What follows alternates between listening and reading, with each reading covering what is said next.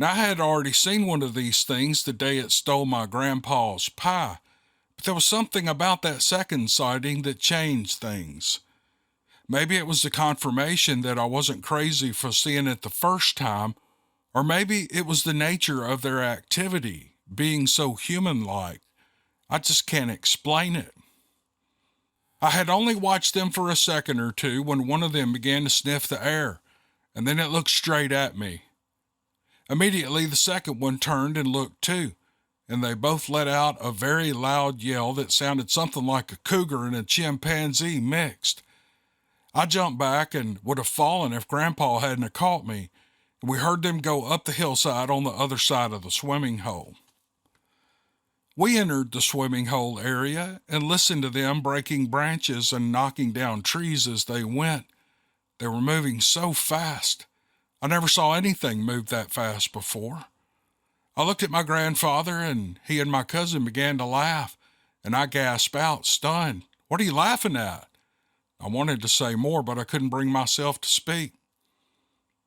Grandpa said that the one we saw was the one that was stealing the pie the week before, and the one with him was his sister. Well, I was trying to speak, but my mouth and my brain wouldn't connect. I was 8 years old at the time, and I was having trouble processing what had just happened. And Grandpa and my cousin were still laughing, and Grandpa asked if we still wanted to go for a swim. My cousin had seen them before, so he wasn't as shaken up as I was.